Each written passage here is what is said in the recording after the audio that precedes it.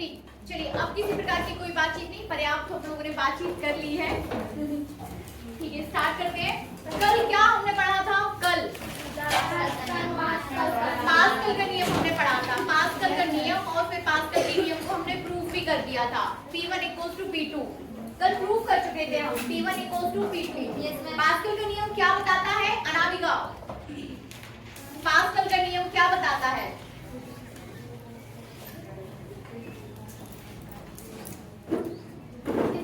यदि किसी अपनी लैंग्वेज में बोलिए, अपनी लैंग्वेज में बोलना है आपको, बुक का लैंग्वेज देखने की जरूरत नहीं। हाँ, अपने मन से बोलो। पास्कल का नियम, यदि किसी ध्रुवीय तरल का किसी भी वस्तु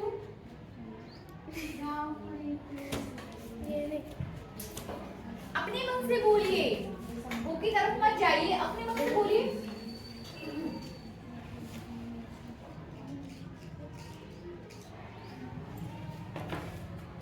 अगर किसी कंटेनर में तरल पदार्थ होगा, उसके किसी भी स्थान पर दाग लगाएंगे तो वह दाग वहां पर पूरे तरल पर एक समान रूप से फैल जाएगा, है ना, सभी दिशाओं में। पास्कल बताते हैं कि यदि किसी घिरे तरल पर आपने उसके किसी एक पॉइंट पर दाब को लगाया, तो वो जो दाब आपने लगाया है वो दाब संपूर्ण तरल में सभी दिशाओं में एक समान रूप से फैल जाएगा।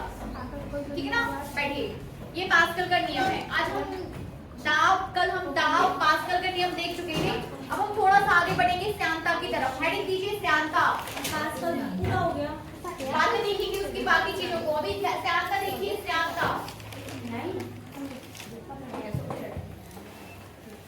श्यानता विस्कोसिटी।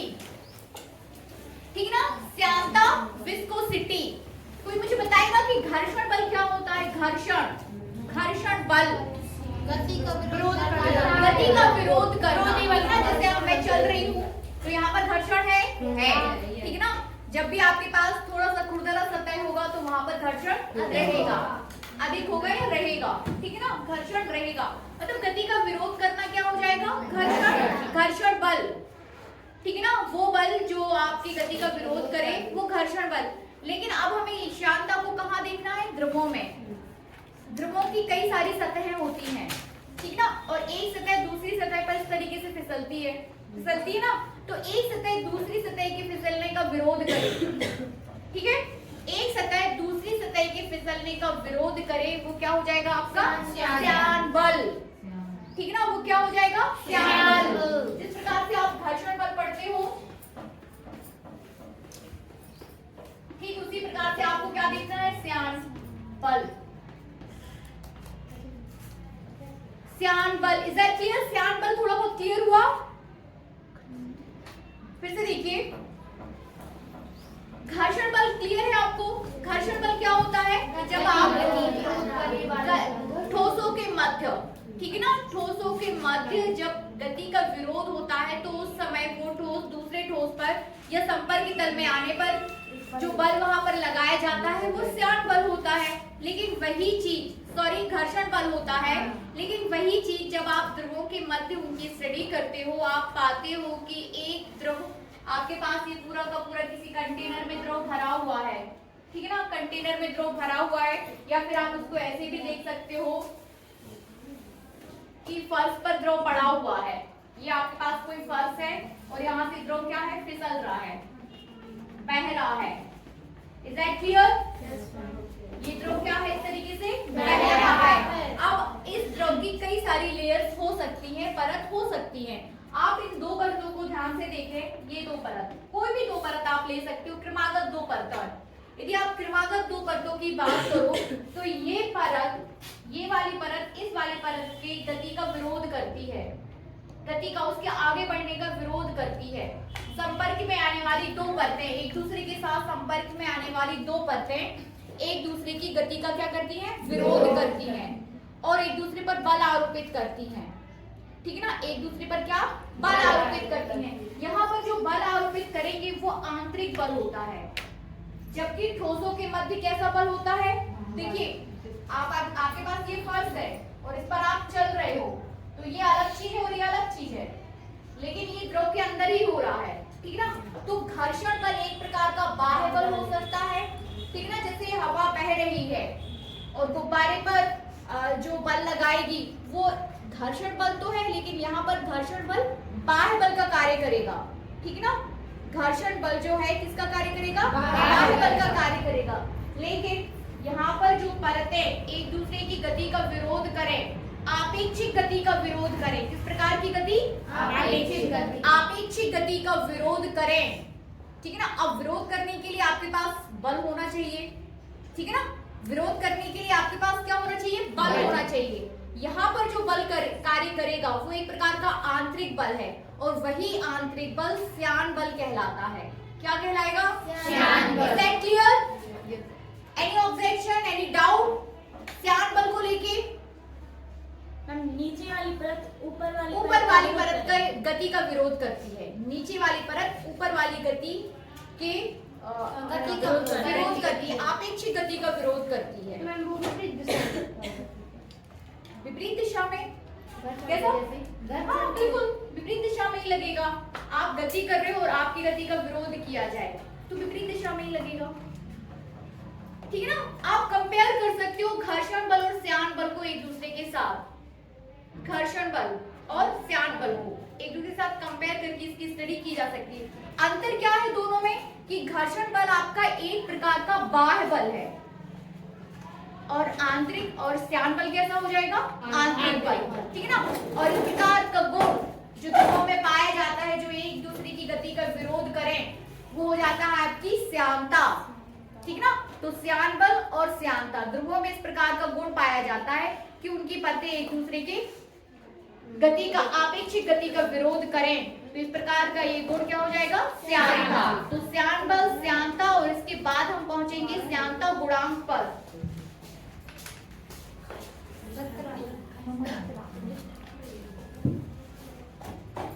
कितने बचे हैं, श्यानता, श्यान बल क्लियर हुआ, श्यानता। इसके बाद हम बात करेंगे श्यानता गुणांक की, ठीक है ना। तो वो भी देख लो,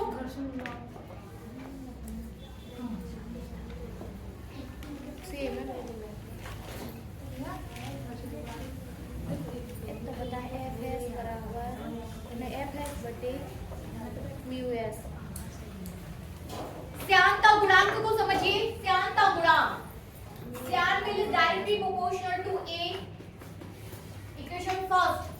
F is directly proportional to dB, equation second. F is directly inversely proportional to dx, equation third. From equation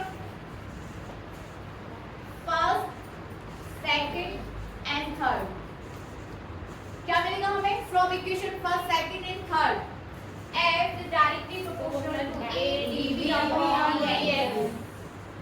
जैसे आपका ये समानुपाती वाला निशान बनेगा, एक नियतांक आ जाएगा A dB upon dx, यही आपका नियतांक क्या हो जाएगा, श्यानता गुणांक। इस तरीके से आपने प्रत्यास्थ गुणांक पढ़ा था।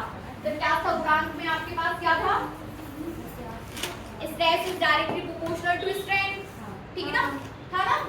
Stress is directly proportional to strength. तो जैसे ही आपका ये वाला निशान हटा था तो आपके पास क्या आ गया था, F श्यानता गुणांक, और आपके पास प्रत्यास्थ गुणांक आ गया था, ठीक है। बनेगा, इसको याद करिए, द सेंस समझिए। F is directly proportional to A। F यहाँ पर श्यान बल है, क्या है, श्यान बल, और A परत का क्षेत्रफल, एरिया ऑफ दैट, जहाँ पर दो परतें एक दूसरे के साथ संपर्क में आ रही हैं, मतलब ठीक ना, वो क्षेत्रफल जहाँ पर दो परतें एक दूसरे के साथ किसमें है, संपर्क में है, तो वो क्षेत्रफल dV क्या हो जाएगा, आपेक्षिक वेग, ठीक है ना। परतों के बीच आपेक्षिक वेग है V यहाँ पर, ठीक है। 1/dx, दो परतों के बीच की दूरी, आपेक्षिक दूरी, आपेक्षिक वेग, आपेक्षिक दूरी। F श्यान बल, A क्षेत्रफल, dV आपेक्षिक वेग, और dx हो जाएगा आपेक्षिक दूरी। दूरी कहाँ से, दो परतों के बीच की लंबवत दूरी, दो परतों के बीच की लंबवत दूरी, ठीक है ना, दो लेयर्स के बीच की लंबवत दूरी। Is that clear? तो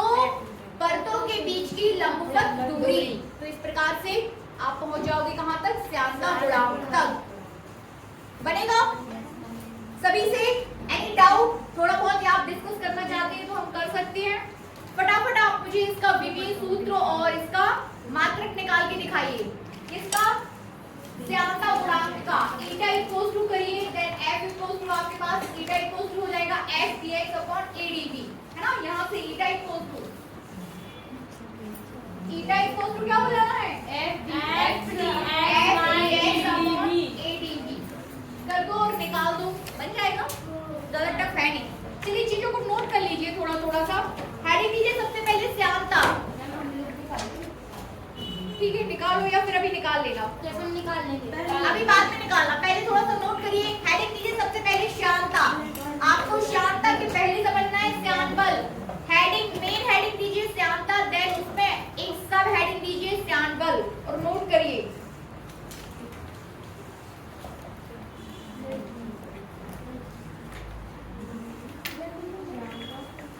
एक ही द्रव की दो विभिन्न परतों के बीच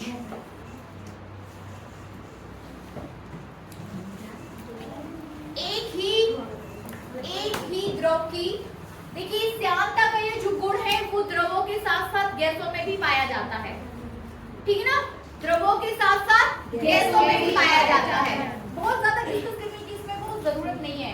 मतलब श्यानता, यदि श्यान बल ना हो तो आपने जो शहद को, देखिए श्यानता पे डिपेंड करता है, या देखिए श्यानता पे डिपेंड करता है श्यानता, श्यानता गुणांक, श्यान बल, इन तीनों पॉइंट पे डिपेंड करता है कि आप जो द्रव को बहा रहे हो, जैसे पानी तेज गति से बहते जा रहा है, ठीक ना।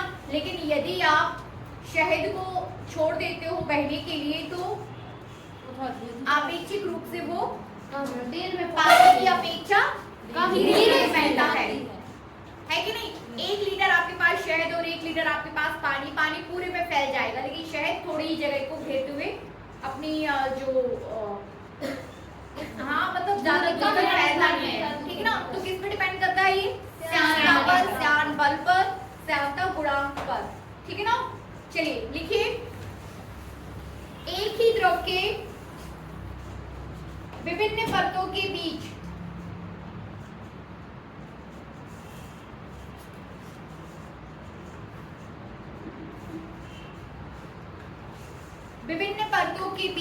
लगने वाला आंतरिक घर्षण बल श्यान बल कहलाता है।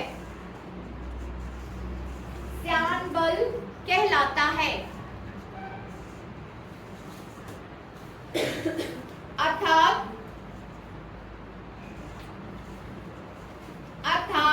किसी द्रव या गैस की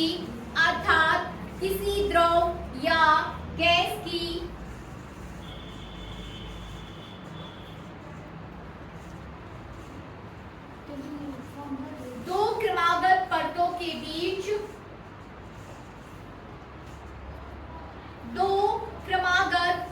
के बीच उनकी आपेक्षिक गति का विरोध करने वाले घर्षण बल को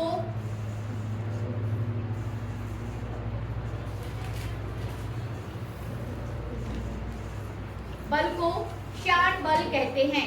आपेक्षिक गति का विरोध करने वाले घर्षण बल को श्यान बल कहते हैं। बनेगा किरण? Any doubt? घर्षण बल ही है श्यान बल, ठीक है ना। लेकिन जब आप ठोसों में बात करते हो तो वो बल घर्षण बल हो जाता है, लेकिन जैसे ही आप द्रव या गैस की बात करते हो तो वही घर्षण बल आपका क्या हो जाता है? श्यान बल, ठीक है ना। बनेगा सभी से? तो यही घर्षण बल क्या है? श्यान बल, ठीक है। आगे लिखिए।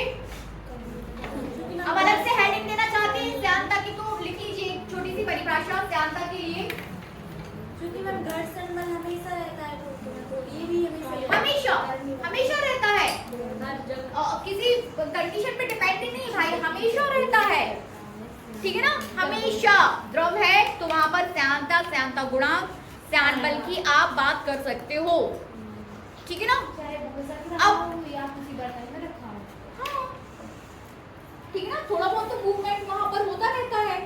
यदि किसी कंटेनर में भी आपका जो है द्रव भरा हुआ है तो ऐसा तो है नहीं कि एकदम शांत है, थोड़ा तो मूवमेंट होता रहता है, तो वो मूवमेंट भी डिपेंड करेगा आपके द्रव में कि भैया उसमें कितनी शांतता है। ठीक ना, शांतता को आप अपनी भाषा में समझना चाहे तो गाढ़ापन, कौन कितना गाढ़ा है, गाढ़ापन अपनी भाषा में यदि आप उसको समझो तो कौन कितना गाढ़ा है। ठीक है ना, जो जितना गाढ़ा रहेगा वो उतना ही उसमें शांतता ज्यादा होगी, है ना, उतना ही ज्यादा विरोध करेगा, है कि नहीं। तो घर्षण बल is directly proportional to eta, या शांतता गुणांक is directly proportional to F. यहाँ पर जो एफ आप ले रहे हो वो क्या है, श्यान बल। ठीक है ना, क्या है, श्यान बल। कहाँ तक नोट किया आपने, श्यानता श्यान बल कहते हैं। ठीक है ना, या तो हेडिंग नहीं दीजिए श्यानता, श्यानता दे दो हेडिंग, विस्कोसिटी हेडिंग दीजिए श्यानता। ये साफ नहीं करना चाहिए था लेकिन ठीक है।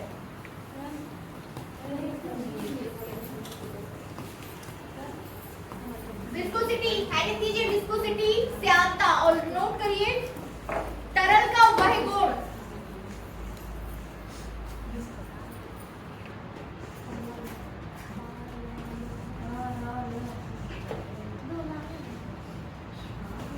विस्कोसिटी, तरल का वह गुण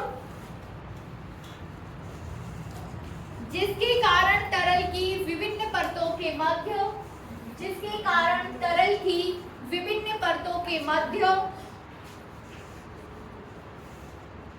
विभिन्न परतों के मध्य आपेक्षिक गति का, आपेक्षिक गति का विरोध होता है।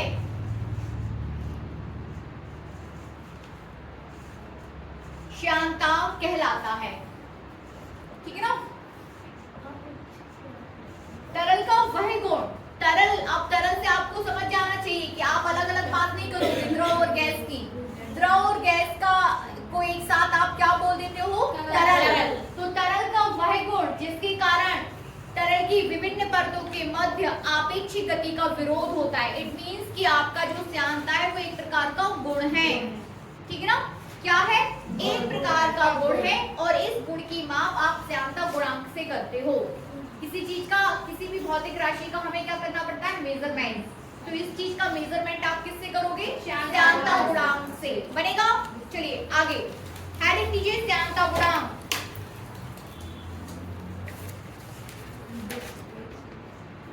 ठीक ना, हेडिंग दीजिए श्यानता गुणांक।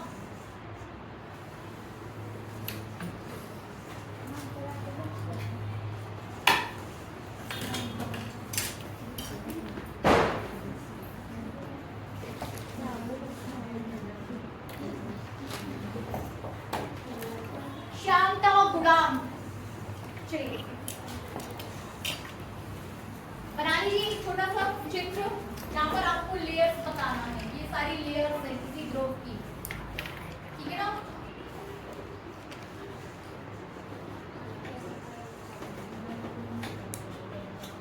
बनाइए, साइड में चित्र बनाइए और ग्रुप की लेयर्स बना लीजिए। ठीक है ना,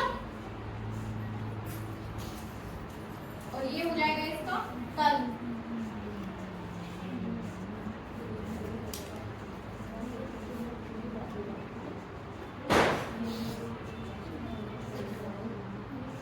बातचीत क्यों हो रही है, लेयर्स को नाम दे दो नीचे से, नाम दीजिए नीचे से।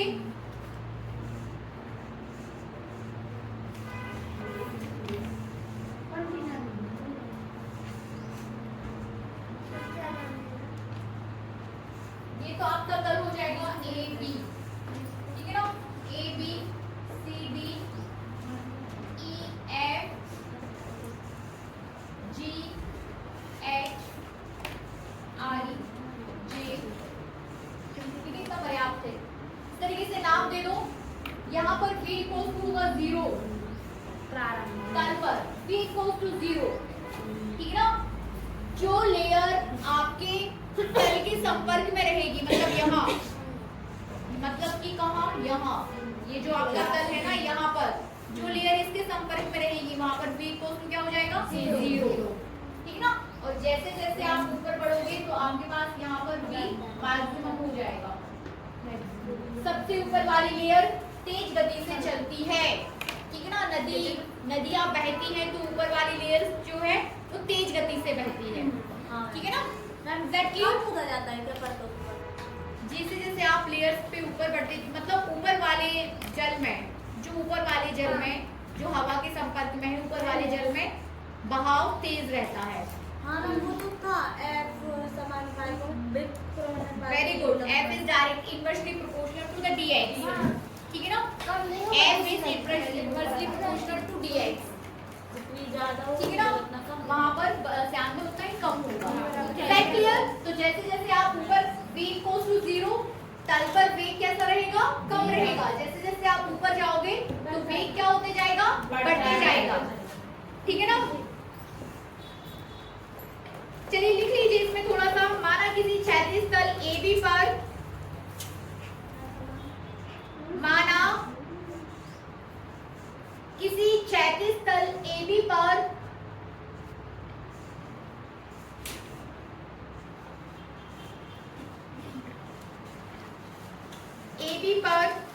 कोई द्रव अत्यंत धीमी गति से बह रहा है। कोई द्रव अत्यंत धीमी गति से बह रहा है।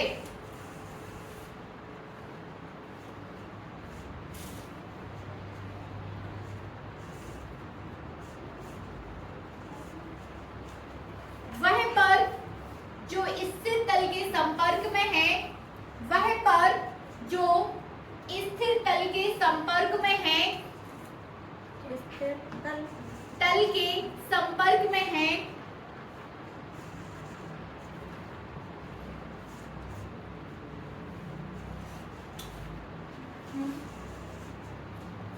विराम अवस्था में है, ठीक है ना।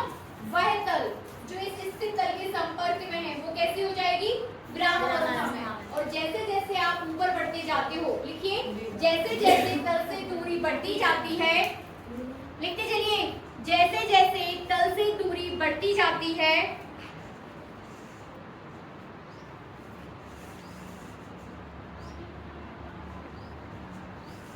इन परतों के मध्य प्रवाह वेग भी बढ़ता जाता है। इन परतों के प्रवाह वेग भी बढ़ता जाता है।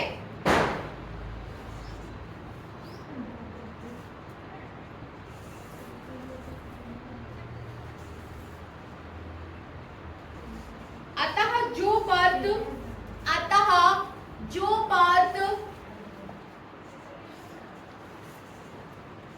द्रव की सबसे ऊपरी सतह पर होती है, अतः जो परत द्रव की सबसे ऊपरी सतह पर होती है,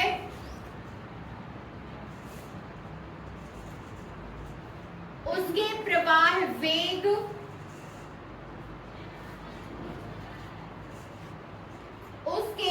प्रवाह का वेग अधिकतम होता है, ठीक है ना। उसके प्रवाह का वेग अधिकतम होता है, ठीक है, बनेगा। आगे पैराग्राफ चेंज करके लिखिए। माना स्थिर तल AB से, माना स्थिर तल AB से, चित्र को देखते भी जाइए, ठीक है ना। माना स्थिर तल AB से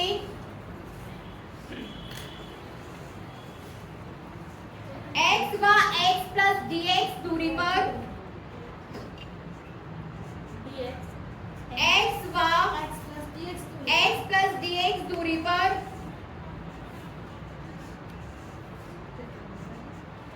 x व dx दूरी पर, ठीक है ना। x व x प्लस dx दूरी पर परतें क्रमशः, ठीक है ना। आप किसकी बात कर रहे हो? तल से x दूरी पर परत आप समझ रहे हो, ये वाली परत की बात कर रहे हो, ठीक है ना। यहाँ से x दूरी हो जाएगी और यहाँ से इस परत की दूरी कितनी हो जाएगी? x प्लस dx, ठीक है ना। यहाँ पर प्रवाह वेग v, तो यहाँ पर प्रवाह वेग v प्लस dv, देखिए माना तल से लिख लिया ना आपने, इसके तल AB से दो परतें आपने जो सिलेक्ट की है उनकी दूरियां क्रमशः कितनी है, x बार x प्लस dx, ठीक है ना। उनके प्रवाह वेग क्रमशः v बार v प्लस dv है, ठीक है ना। v बार v प्लस dv है, बनेगा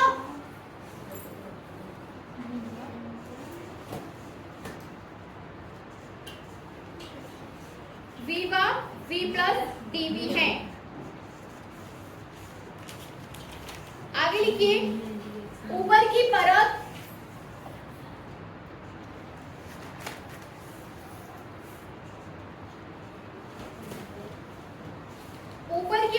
नीचे वाली परत को तुरंत करने का प्रयास करती है। वैसे देखिए ऊपर की परत नीचे वाली परत को तुरंत करने का प्रयास करती है, लेकिन फिर मैं समझा रही हूं।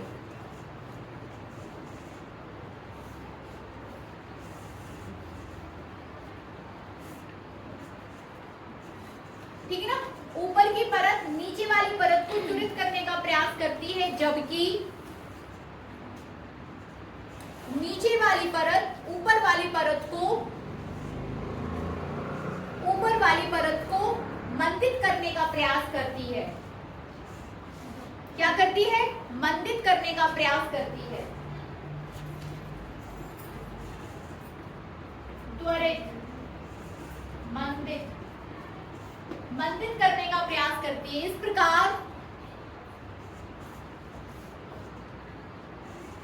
प्रकार दोनों परतें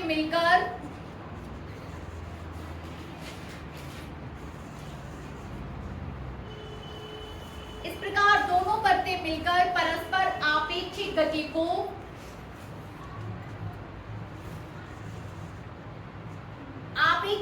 को नष्ट करने का प्रयास करते हैं।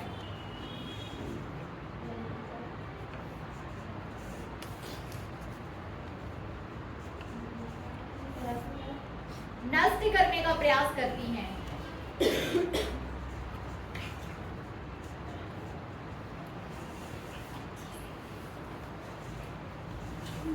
जिससे ऐसा आभास होता है कि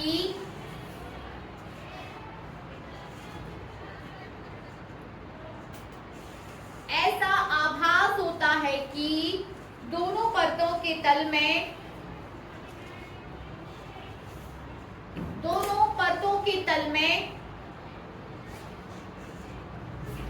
द्रव के प्रवाह के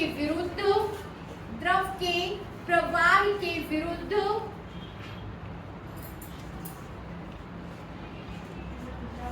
एक मंदन बल कार्य करता है।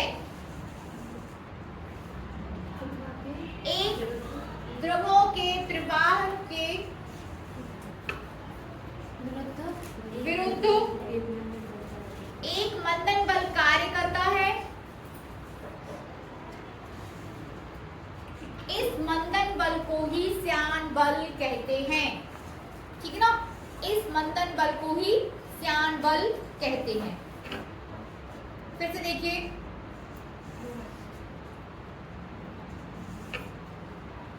हो गया, कॉन्सेप्ट को समझिए। यहाँ देखिए फिर से कॉन्सेप्ट को समझिए।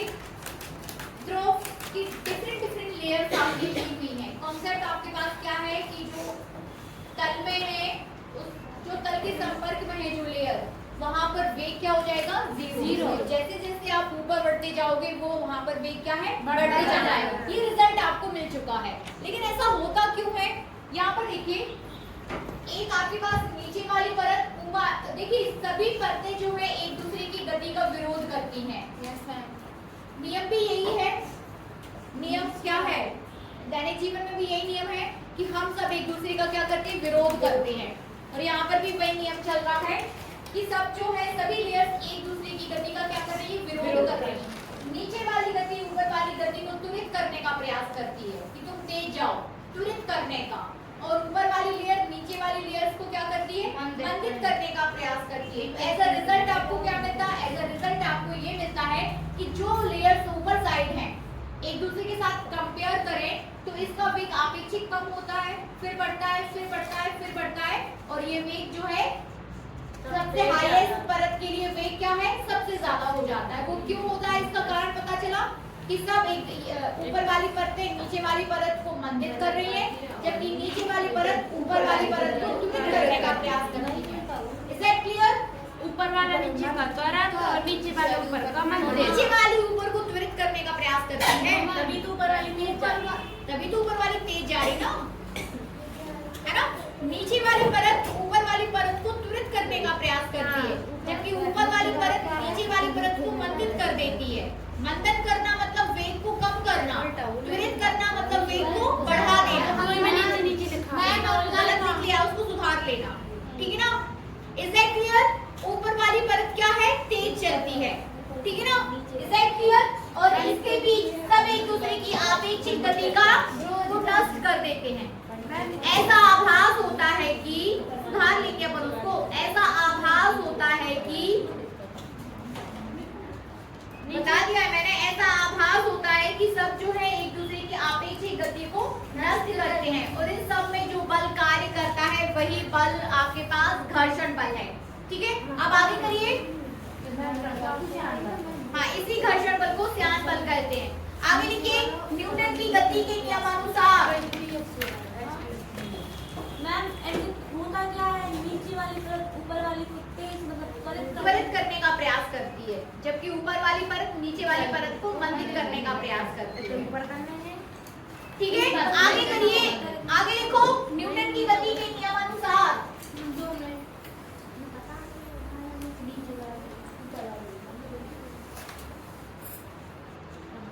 न्यूटन की गति के नियमानुसार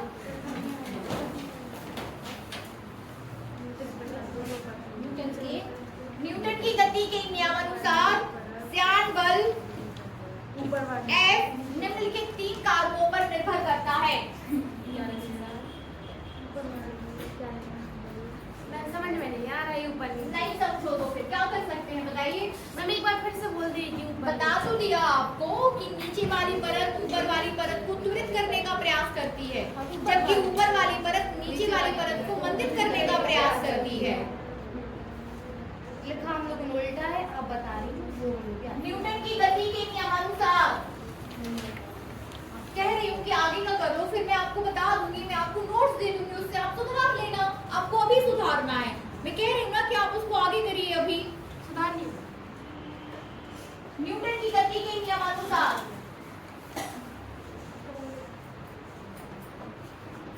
श्यान बल F निम्नलिखित कारकों पर निर्भर करता है।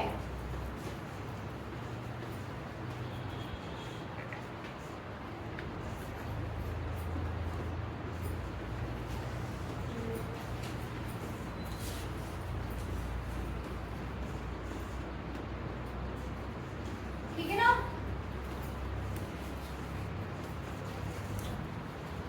मैं इसका पूरा नोट्स दे दूंगी आपको, आप पूरा एज इट इज वहां से चेक भी कर लेना, और चाहो तो फिर से लिख लेना, ठीक है ना। तो श्यान बल F जो है आपका निम्नलिखित 3 कारकों पर निर्भर करता है। पहला, देखिए लिखते चलिए, इसको कर लीजिए। श्यान बल F जो है निम्नलिखित 3 कारकों पर निर्भर करता है। पहला हो जाएगा आपका श्यान बल F परतों के मध्य, परतों के संपर्क तल के क्षेत्रफल, श्यान बल F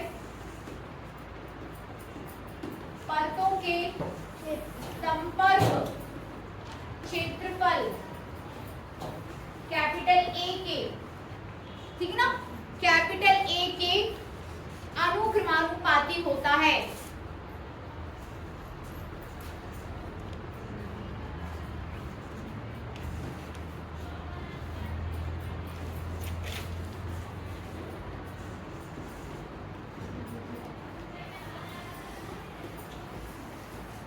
अर्थात F is directly proportional to A, समीकरण 1 हो जाएगा।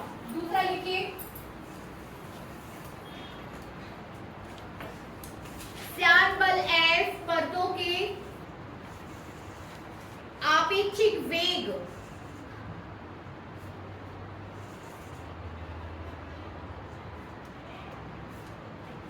आपेक्षिक वेग के अनुक्रमानुपाती होता है। आपेक्षिक वेग के अनुक्रमानुपाती होता है। आपेक्षिक वेग कैसे निकालेंगे? v minus v plus dv minus v, ठीक है ना। आपेक्षिक वेग कैसे निकालोगे आप? v plus dv minus v, कितना मिलेगा आपको? dv। वही dv क्या हो जाएगा? आपेक्षिक वेग, ठीक है ना। तो श्यान बल F आपेक्षिक वेग के समानुपाती होता है। लिख दीजिए, अर्थात F इज, समीकरण बनाएंगे उसका, F डायरेक्टली प्रोपोर्शनल dv, ठीक है ना। तीसरा लिखिए, श्यान बल F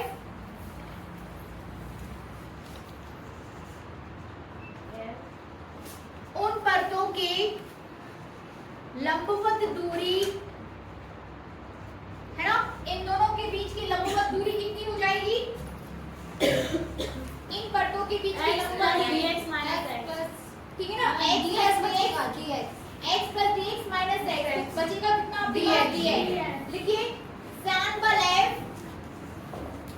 लंबवत दूरी, परतों की लंबवत दूरी dx के व्युत्क्रमानुपाती होता है, अर्थात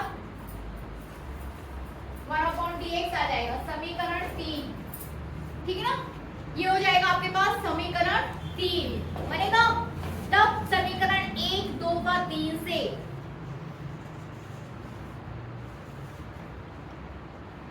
साफ कर दूं मैं ये? समीकरण 1, 2 व 3 से क्या हुआ? कुछ नहीं मैम। समीकरण 1, 2 व 3 से ये साफ कर दूं?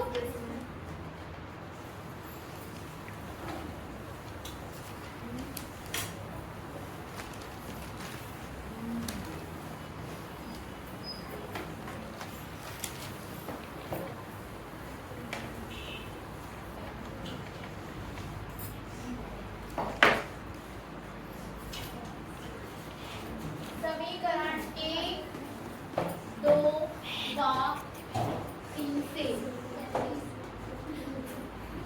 F डायरेक्टली प्रोपोर्शनल dx, ठीक है ना। F equals to minus eta a dv/dx।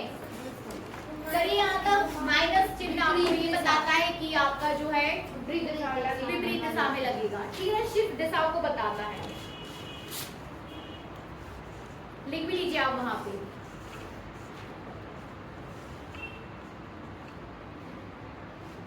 हो गया? आज वो नहीं आई? आयुषी, अंकिता नहीं, और आयुषी नहीं आई, और कौन नहीं आया? बबली। अंकिता, आयुषी और बबली। आयुषी क्यों नहीं आ रही है? तो उससे क्या? चलिए आप कर लो इसको कंप्लीट। यहाँ ऋणात्मक चिन्ह यह प्रदर्शित करता है कि क्या लिख लिया हमने? इसके बीच की दिशा, इसकी विपरीत द्रव्य की दो परतों की श्यान बल और प्रवाह वेग की दिशा है ये, ठीक है ना। लिखिए, ऋणात्मक चिन्ह यह बताता है कि श्यान बल की दिशा, F की दिशा की बात कर रहे हैं ना, ये देखो इनके बीच की दिशा की बात कर रहा, ठीक है ना। श्यान बल की दिशा द्रव के प्रवाह वेग की दिशा के विपरीत है। श्यान बल की दिशा द्रव के प्रवाह वेग की दिशा के विपरीत है। dv/dx को वेग प्रवणता कहते हैं। लिखते चलिए,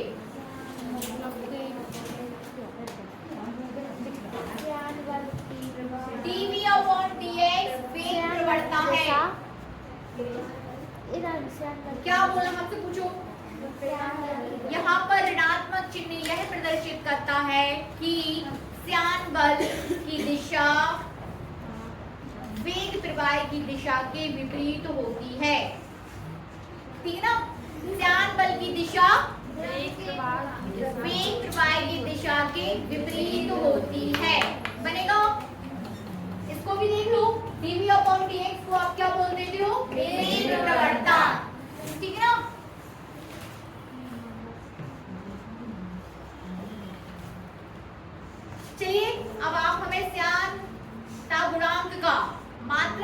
विमीय सूत्र निकाल के दिखा दो। श्यानता गुणांक का मात्रक तथा विमीय सूत्र।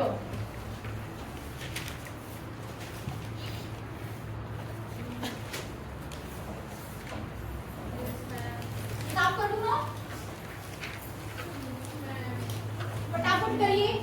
f इक्वल टू आपके पास है minus m L minus 1 T minus 1 dv upon dx, a dv upon dx।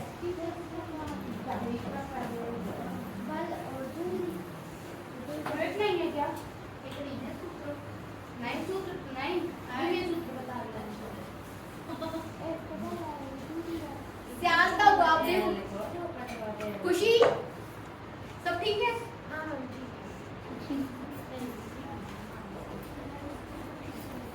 मात्रक व विमीय सूत्र। बहुत स्लो चल रहा है अपन, पता है मुझे तो लगता है स्लो चल रहे हैं। आप लोग फिर और स्लो हो जाते हो तो मुझे और कैसा लगने लगता है। स्लो आराम से चल रहा, पूरा पीरियड श्यानता गुणांक में निकाल दिया, उस 10 मिनट में खत्म हो जाता, ऊपर ही सब बता दिया था मैंने। f is directly equal to ये बस खत्म हो जाना था।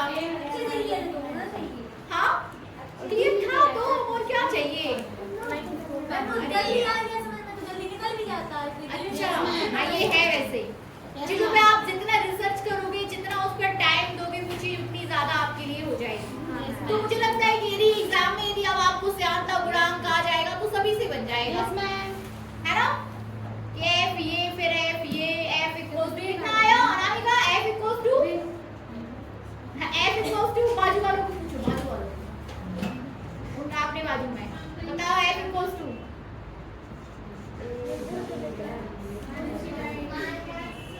मात्रक कैसे निकला तुम्हारा? बताओ तो। Minus theta a dv upon dx बनेगा। मात्रक निकाल दो। थीटा इक्वल्स टू कितना हो जाएगा? हम लोग का थीटा इक्वल्स टू आपका चाहिए s dx a dv, s dx upon a dv, ठीक है ना?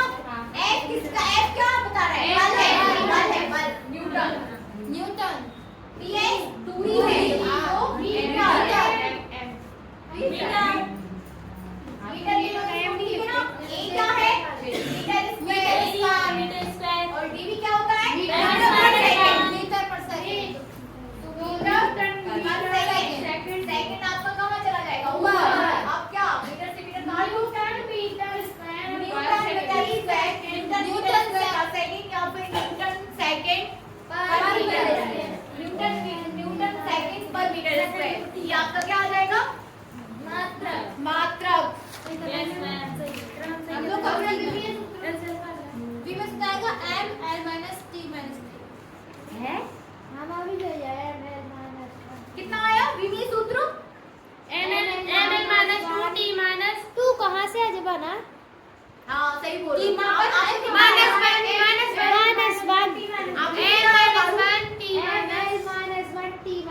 वेरी गुड, यही सही है। हाँ मैम मेरा भी सही है। फटाफट पारुल निकालो, इसके बोर्ड पर निकालिए पारुल। ऊपर से जल्दी आओ। अरे यार कह रही थी सुनेरी, हमने बोला होगा मार्क रख दो, तो वो तो आपको सुनना नहीं है। ब्लैक से बड़ा वाला गाल रखो आदमी। खत्म करो इससे। कितना आया? हो गया? कितना आया? विमीय सूत्र m minus 1 t minus 1। हाँ तो t minus 3 मैं बना रहा 3 कहाँ से आ गया? मैं बता सेकंड क्यों बोला? हाँ मैं बोल बना रहा। हाँ तो मैं बना रहा। चलो आओ दूसरी आप करो। m minus 1 t minus 1 है कि नहीं? बैठ जाओ। m minus 1 t minus 1 कितना आया स्वाति? अपना अपन ने निकाला ही नहीं। देखो ml minus 1 t minus 1 हाँ ml minus 1 t minus 1 जल्दी ना जल्दी। इसके कई सारे फॉर्म, इसके जो आप मात्रक देख रहे हो ना विमीय, इसके श्यान बल के आपको SI मात्रक लिखना है, आपको CGS मात्रक लिखना है, इतना काम आपको खुद से करना है, ठीक है।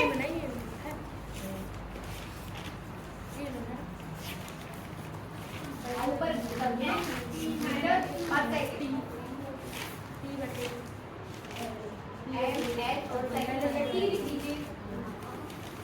टी आएगा ना, टी और माइनस से चला जाएगा, टी को ऊपर कर दो, सही है। अब ठीक किया, -1 क्यों आ रहा है? हाँ सही है ना, ठीक तो है। मैडम आपने क्या किया है, आप उसको ऊपर ले गई और जोड़ दिया टी के साथ, जबकि ऊपर जाएगा तो प्लस में हो जाएगा, प्लस में हो जाएगा तो खत्म नहीं हो जाएगा उसके साथ। मैडम मैम हो गया है ना। ये देखिए f का विधि सूत्र आप लिख दो n/t-2, फिर आपको क्षेत्रफल इसका दूरी का, तो वो क्या हो जाएगा l, इसके बाद फिर आपका क्षेत्रफल का लिख दो l² और वेग का लिख दो n/t-1। हाल आपने क्या किया है ना, इस t को जब आप ऊपर लेके गए तो आपने इसके साथ जोड़ दिया, जोड़ना नहीं है, ऊपर जाएगा तो प्लस हो जाएगा, प्लस का होगा तो इसके साथ क्या हो जाएगा, माइनस घट जाएगा, तो ऐसे आ जाएगा आपके पास m(l-1 t-1), ठीक है ना, बनेगा। बैठिए, हेडिंग दीजिए स्टोक्स का नियम, ठीक है। स्टोक्स का नियम इसे भी हम कंप्लीट करेंगे, ये साफ कर रही हूं मैं।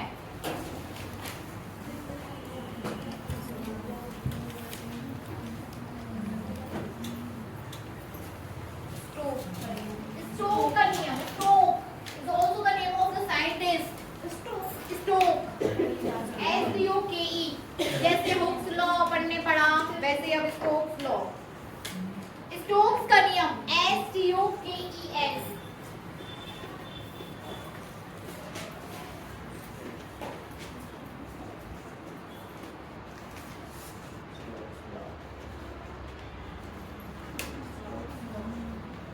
चलो लिखो फटाफट, इसी श्यानता गुणांक से ही आपका कोरिलेट करेंगे हम किसको, स्टोक के नियम को। लिखिए फटाफट लिखिए, स्टोक के नियम अनुसार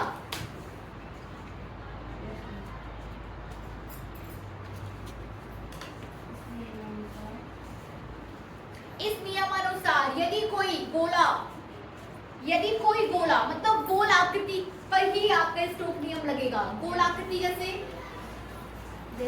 बॉल, छोटी सी बॉल, वो देखिए स्टोक लॉ आपका, हाँ कंचा सबसे अच्छा है, ठीक है ना, कंचा लोला, ठीक है। सुनिए तो सही, स्टोक का नियम आपको कहाँ लगाना है, स्टोक का नियम में आपको क्या करना है कि आपके पास एक कंटेनर में द्रव भरा है, हौदी समझ लो अपनी बड़ी वाली टंकी, और उसमें आपने क्या डाल दिया, कंचा डाल दिया, और फिर देखना है कि उस पर कितना बल लग रहा है। गोलाकार कंचा आपने उठाया और इसे डाल दिया, फिर उस पर आपको देखना है कि उस पर कितना श्यान बल लग रहा है, ठीक है ना। अभी आप किसके दो परतों के बीच श्यान बल की बात कर रहे थे, अब आपने स्टोक में आपको किसको देखना है, कोई कंचा आपने डाल दिया, ठीक है ना, पूरा एक सिस्टम बन गया आपका, द्रव और वो कंचा या जो गोलाकृति आपने उसमें डाली हुई एक पूरा सिस्टम बन गया। अब आपको उस गोले पर देखना है कि श्यान बल कितना लगा, कैसे देखेंगे, वही स्टोक ने बताया ना, उन्होंने बताया, हमें उसको पढ़ना है, ठीक है। तो इकट्ठी से समझ आई कि क्या कर रहे हैं हम, यहाँ पर अनामिका समझ में आया, एक कंटेनर है, कंटेनर में आपने एक छोटी सी गोल आकृति को उठाया और डाल दिया, ठीक है ना, और फिर आपको देखना है कि वहां पर उस छोटे से कंचे में गोल आकृति में कितना श्यान बल लग रहा है, ठीक है ना, उस आकृति में कितना श्यान बल लग रहा है, वो किसने बताया, स्टोक ने। लिखिए स्टोक का नियम, तो स्टोक के नियम अनुसार यदि कोई गोला किसी श्यान माध्यम में एक नियत वेग से गति करता है, ठीक है ना, नियत वेग से गति करता है, तो गोले पर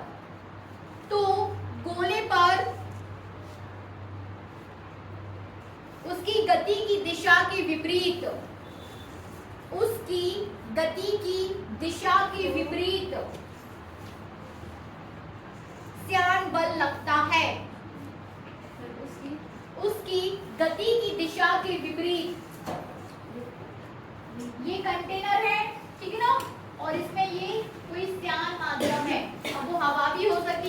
ड्रॉप भी हो सकता है।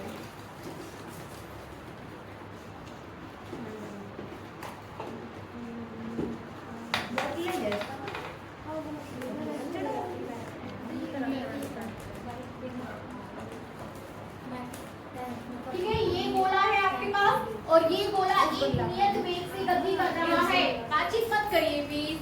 ये गोला जो है एक नियत वेग से गति कर रहा है। Is that clear? तो आपको देखना है कि इस गोले पर इसकी दिशा की विपरीत दिशा में, मतलब ध्यान बल हमेशा दिशा की विपरीत दिशा में लगेगा।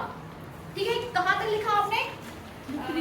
श्यान बल लगता है जिसका परिमाण, एक विपरीत दिशा में श्यान बल लगता है जिसका परिमाण, ठीक है ना, परिमाण गोले की त्रिज्या, गोले की चाल, कॉमा लगा के लिखिए, गोले की त्रिज्या मतलब जो परिमाण है वो किस किस बात पर निर्भर कर रहा है? गोले की त्रिज्या, गोले की चाल तथा गोले की चाल तथा माध्यम की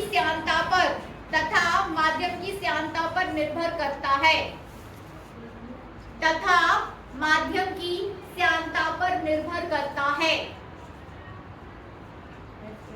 ठीक है, आगे लिखिए, बात छोटा सा है, इतना सा बचा है। ठीक है, माना गोले की त्रिज्या r,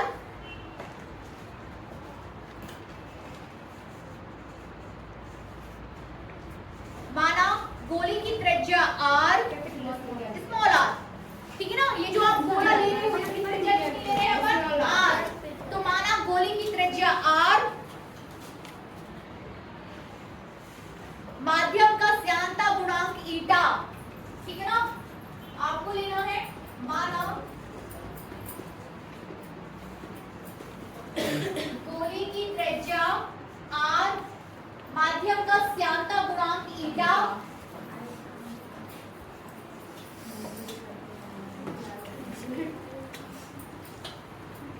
श्यानता गुणांक ईटा तथा गोले का नियत चाल v है, तथा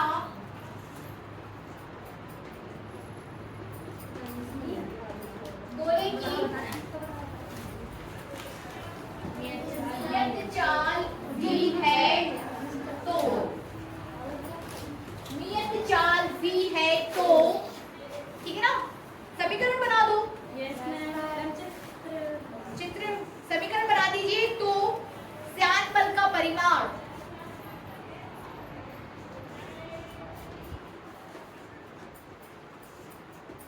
श्यान बल का परिमाण